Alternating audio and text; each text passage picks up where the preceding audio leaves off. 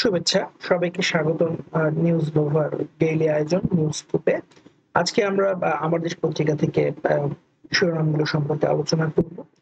আমার দেশ পত্রিকা আজকে ১ম এই শিরোনাম করেছে যে উত্তপ্ত গোপালগঞ্জ। আ আ তারা সেখানে কিছু শিরোনাম তুলে ধরেছেন এবং নাহিদ ইসলামের একটি স্টেটমেন্ট আছে যে হত্যার উদ্দেশ্যে জঙ্গি কায়দায় হামলা চালায় আওয়ামী লীগ। নাহিদ ইসলাম এবং এনসিপির আরো কিছু নেতা আজকে গোপালগঞ্জে গিয়েছিলেন। তাদের জুলাই পদযাত্রার অংশ হিসেবে তারা গোপালগঞ্জে সমাবেশ করেছেন। সমাবেশ করার কিছুক্ষণ পরেই তাদের উপর আসলে হামলা হয়। স্থানীয় আওয়ামী লীগ নেতাকর্মীরা তাদের উপর হামলা করে এবং সেখান থেকে তারা তীব্র আ বা বা বা একটা হামলার শিকার হয় এবং পরবর্তীতে সেনাবাহিনী এবং প্রশাসনের সহায়তায় তারা সেখান থেকে বেরিয়ে আসতে সক্ষম হয়। এরপর তারা খুলনায় পৌঁছে সেখানে সার্কিট হাউসে তারা একটি সম্মান সম্মেলন করেন এবং সেখানে নাহিদ আসলে ইসলাম এই অভিযোগটি করেন।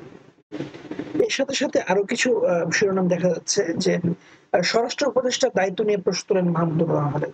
মাহমুদুর রহমান একজন প্রতিষ্ঠা সাংবাদিক, আ দৈনিক আমার দেশের একজন সম্পাদক। তিনি বলেছেন যে স্বরাষ্ট্র উপদেষ্টার দায়িত্ব নিয়ে তার আসলে কিছু প্রশ্ন রয়েছে। সেই প্রশ্নগুলো তিনি তুলে ধরেছেন। যে এনসিপির উপর হামলা এটা কি ষড়যন্ত্র নাকি ব্যর্থতা? আ আর তার সাথে আরেকটি জিনিস ১ম আমার কি বলে আমার দেশ শিরোনাম করেছে যে গোপালগঞ্জের ঘটনা আমাদের জন্য একটা wake up call. Mahmudur Rahman. তার সাথে নিচেই যদি আমরা একটু দেখি সেখানে আরো কিছু দেখা যাচ্ছে যে গোপালগঞ্জের সংঘর্ষে নিহত ৪। এখন পর্যন্ত ৪ জনের কনফার্ম নিউজ আমরা পেয়েছি। তবে ধারণা করা হচ্ছে যে নিহত আরো বা আহত আরো সংখ্যা থাকতে পারে। সেটা এখনো আমরা আ পুরোপুরি সংবাদ মাধ্যমে খুঁজে পাইনি। তার সাথে ডান পাশে দেখা যাচ্ছে যে রিজার্ভ আবারও ৩০ বিলিয়নের ঘরে। আ অবশ্যই একটি সুসংবাদ যে বাংলাদেশের অর্থনীতিতে রিজার্ভ আবার ৩০ বিলিয়নের ঘরে চলে গেছে। তার নিচে যদি আমরা দেখতে পারি যে শ্রীলঙ্কাকে উড়িয়ে সিরিজ জিতল বাংলাদেশ। অনেকদিন পর বাংলাদেশ ক্রিকেটের জন্য একটি সুখবর যে বাংলাদেশ ক্রিকেট দল আবার কিছু ম্যাচ জিতে এবং শেষ পর্যন্ত একটি সিরিজ তারা জিতে ফেলেছে। তার পাশে যদি আমরা আবার দেখি যে রাজধানীতে আসলে প্রকাশ্য গুলি করে আবার একজন ব্যবসায়ীকে হত্যা করা হয়েছে আদাবর থানায়। আ এটা আসলে আইন শৃঙ্খলা পরিস্থিতি নিয়ে একটি প্রশ্ন তুলছে যে প্রকাশ্যে যদি একজন ব্যবসায়ীকে হত্যা করা হয় তাহলে সত্যিই এটা উদ্বেগজনক। তার পাশে আমরা আরো কিছু দেখতে পাচ্ছি যে সাংবাদিকতাকে পবিত্র দায়িত্ব হিসেবে এবং জনগণের মুখপাত্র হিসেবে তুলে ধরার কথা বলেছেন শারমিন মুর্শিদ। তিনি বর্তমান উপদেষ্টা পরিষদের একজন সদস্য এবং গুরুত্বপূর্ণ সদস্য। বামে আমরা একটা জিনিস দেখতে পাচ্ছি যে গণঅভ্যুত্থানের যে বিচার বিভাগীয় তদন্ত এবং বিচারগুলো কার্যক্রম শুরু হয়েছে সেখানে নিয়ে আ সেই ট্রাইব্যুনালের চিফ প্রসিকিউটর তিনি একটি স্টেটমেন্ট দিয়েছেন যে ডিসেম্বরের মধ্যেই বেশ কয়েকটি মামলার বিচার কাজ শেষ হবে এবং তিনি আশা করছেন যে এই মামলার বিচার কাজগুলো খুব দ্রুতগতিতে এগিয়ে যাবে।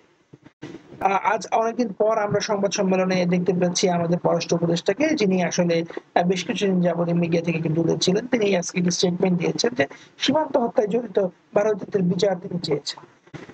তো এই মোটামুটি আজকে আমার দেশ কভার করেছে। আমার দেশ কিন্তু আসলে একটা জিনিস খুব সুন্দর করেছে। তারা আ পত্রিকার শুরুতে কিছু স্কুপ নিউজ তারা রেখেছে।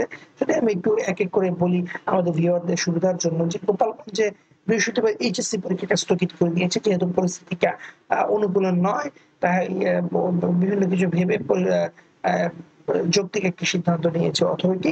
তার পাশে যদি দেখি যে কারফিউ শুরু হয়ে গেছে। গোপালগঞ্জে আসলে কারফিউ শুরু হয়ে গেছে এবং প্রচন্ড থমথমে পরিস্থিতি বিরাজ করছে।